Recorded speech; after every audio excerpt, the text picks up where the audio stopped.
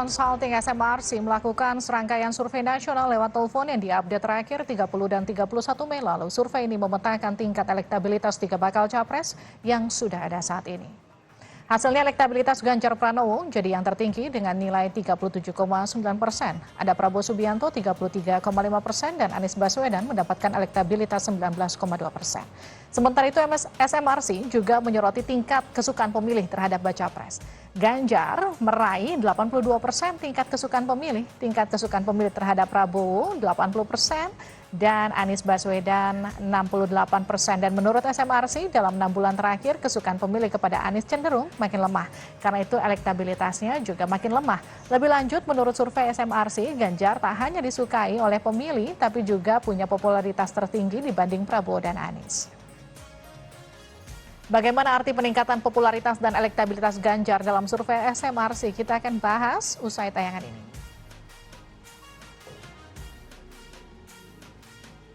Saiful Mujani Research and Consulting (SMRC) kembali melakukan serangkaian survei nasional pada 30 dan 31 Mei lalu.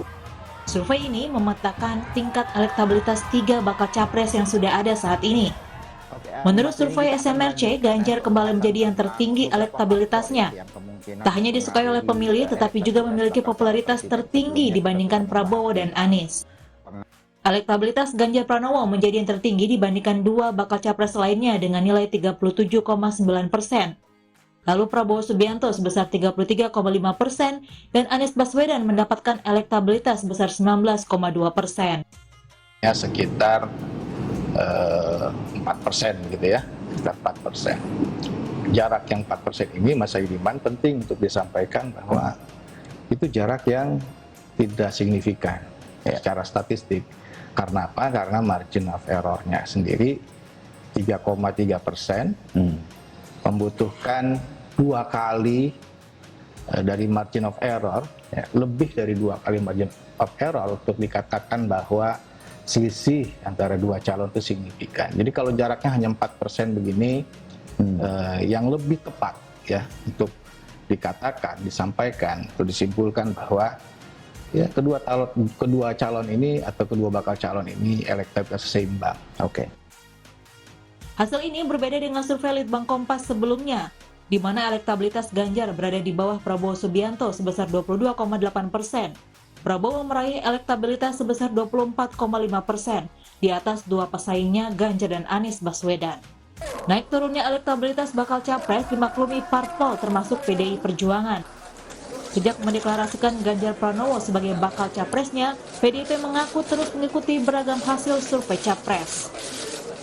Elektabilitas survei itu tentu saja menjadi salah satu patokan bagi kami, dan kami PDI Perjuangan juga Pak Ganjar sudah memahami bahwa dinamika naik turunnya elektabilitas dalam survei itu harus dikaji secara matang dan dicerna secara lebih mendalam. Namun yaitu salah satu hal yang harus kami lakukan adalah bagaimana kemudian bisa mendorong Pak Ganjar untuk bisa bukan saja surveinya naik, tapi memang bisa diterima oleh rakyat. Itu yang menjadi salah satu hal yang harus dilakukan. Koalisi parpol dalam mengusung capres dan cawapres memang belum final. Semua kemungkinan masih bisa terjadi. Publik masih menunggu siapa yang akhirnya akan maju dalam Pilpres 2024 mendatang. Tim Liputan Kompas TV. Saudara, akankah elektabilitas baca pres bisa berubah seiring pergerakan masing-masing partai pengusung? Kita akan bahas bersama Denny Irvani, Direktur Riset SMRC. Juga ada Adi Prayitno, Direktur Eksekutif Parameter Politik Indonesia. Mas Denny, Mas Adi, selamat malam. Selamat malam. Selamat malam, Saya ke Mas Denny dulu. Mas Denny, ini arti elektabilitas Ganjar tak stabil meski tinggi karena ada faktor margin errornya. Jadi gimana maksudnya membacanya? Ya, terima kasih. Perlu saya sampaikan bahwa survei yang terakhir dirilis oleh SMRC adalah survei lewat telepon yang targetnya adalah 80% dari total populasi pemilih ya. Karena ada sekitar 20% pemilih yang tidak punya handphone. Jadi di samping survei telepon tentu kami juga melakukan survei tatap muka dengan target 100% pemilih, tapi frekuensinya tidak sering survei telepon. Yang tadi disajikan adalah hasil survei telepon yang kami lakukan secara rutin setiap minggu ya. Namun mesti jangkauannya tidak seluruh dari total populasi, kami melihat ada hasil yang cukup konsisten dalam survei telepon dengan survei tatap muka. Ada 3 nama yang mendapat dukungan paling signifikan, Ganjar Pranowo, Prabowo Subianto, dan juga Anies Baswedan. Dan survei terakhir tadi seperti yang kita lihat di tayangan bersama, bahwa selisih antara 2 tokoh, 2 calon, Ganjar dan Prabowo itu hanya sekitar 4% dalam survei telepon, yang itu artinya tidak signifikan bedanya, karena ada margin of error sekitar 3,3% yang artinya selisih signifikan itu butuh lebih dari 6%. Kita tidak bisa menyimpulkan apakah Ganjar atau Prabowo yang unggul. Yang bisa kita simpulkan setidaknya adalah ada persaingan yang sangat ketat antara 2 tokoh itu di atas, sementara Anies memang terlihat signifikan berada di bawah 2 tokoh tadi, begitu ya. Ada juga di hasil survei ini kan kemudian melihat bagaimana kekuatan dari si baca pres tersebut. Koreksi saya kalau salah ya Mas Denny. Ada yang kemudian dari situ hasilnya salah satu kandidat Anies Baswedan dianggap agak melemah. Apakah ini kemudian karena cawapresnya belum ada, begitu kemudian nanti ketika kemudian nama-nama cawapres ini kemudian muncul, posisi ini juga bisa berubah? Sejauh ini kami belum menemukan figur wakil presiden yang sangat signifikan bisa mendongkrak elektabilitas capres ya. Terkait dengan fluktuasi suara calon-calon presiden atau bakal calon presiden, saya kira ada faktor lain yang lebih fundamental dibanding kita bicara soal calon wakil presiden. Yang pertama, mengapa suara Anies Baswedan cenderung melemah dalam 6 bulan terakhir? Itu terkait dengan 2 faktor. Yang pertama adalah faktor ekonomi politik dan kedua faktor psikologis. Secara ekonomi politik, dalam 6 bulan terakhir ini ada penguatan tingkat kepuasan publik terhadap kinerja Presiden Jokowi. Kami catat ada naik sekitar 9% dari 71% di Desember 2022 sampai Mei 2023. Sementara itu, narasi perubahan, narasi antitesis Jokowi menjadi kurang populer ketika warga semakin puas dengan kinerja Jokowi. Itulah yang menjelaskan mengapa Anies melemah. Yang kedua, faktor psikologis, kami juga melihat ada penurunan tingkat likability atau kesukaan kepada figur Anies dalam 6 bulan terakhir. Nah, kemungkinan ini adalah terkait ya dengan citra Anies yang relatif kurang dekat dengan posisi pemilih pada umumnya. Dalam spektrum ideologi, dalam kajian kami, kita melihat pemilih kita pada umumnya lebih condong nasionalis. Sedangkan Anies dipersepsikan oleh warga atau pemilih agak ke kanan. Itu satu hal. Yang kedua, kita juga bisa membaca berbagai event-event atau peristiwa-peristiwa politik. Misalnya serangan-serangan politik Anies dan koalisinya ke pemerintahan Jokowi, menurut saya sejauh ini belum terlalu punya dampak yang kuat atau bahkan kurang tepat, gitu ya. Misalnya yang diangkat soal isu pembangunan infrastruktur jalan di era Jokowi, misalnya lebih buruk dibanding era sebelumnya, yang ternyata salah interpretasi data. Nah, itu yang saya kira publik sejauh ini belum melihat ya narasi perubahan yang digadang oleh Anies dan koalisinya menjadi sesuatu yang real, yang bisa tepat sasaran kira-kira. Kalau bicara soal infrastruktur, saya kira memang itu adalah keunggulan dari calon presiden yang mengusung tema sebaliknya, yaitu tema keberlanjutan. Saya kira demikian. Ya, Mas Adi, tanggapan Anda? Ya, kalau bicara tentang survei elektabilitas capres, tentu ini sangat tergantung bagaimana suasana politik yang sedang berkembang, up and down. Kalau kita melihat konfigurasi politik secara umum, Prabowo itu memang kuat di tahun 2020 dan tahun 2021. Karena memang Prabowo Subianto ini memiliki bekal elektabilitas yang cukup panjang, ikutan selama 3 kali. Tapi memasuki tahun 2022, Ganjar mulai melejit dengan berbagai aktivitas politiknya yang cukup luar biasa. Bahkan ketika Ganjar berselisih dengan teman-teman internal PDIP, itu turut menjadi insentif politik elektoral yang kemudian terus mendongkrak elektabilitas Ganjar sepanjang tahun 2022.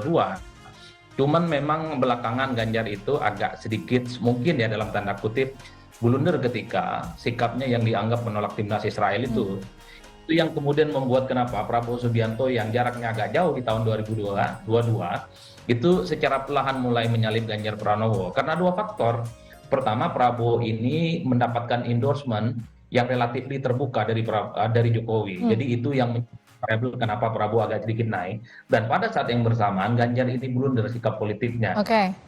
Hal ini yang kemudian membuat kenapa selisih antara Ganjar dan Prabowo ini seling salip-salipan Livi. Tapi faktor yang ketiga sebenarnya Ganjar ini belum terlampau diamplifikasi oleh PDIP dan P3 sebagai kandidat capres yang akan maju di 2020. Mungkin karena posisi Ganjar sebagai gubernur, takut ada konflik of interest, dianggap mengganggu kinerjanya, yang dianggap nanti dikritik sebagai abuse of power dan seterusnya. Makanya tidak dijalankan kalau gerakan politik Ganjar itu cuma Sabtu dan Minggu. Jadi belum terlampau kelihatan maksimal.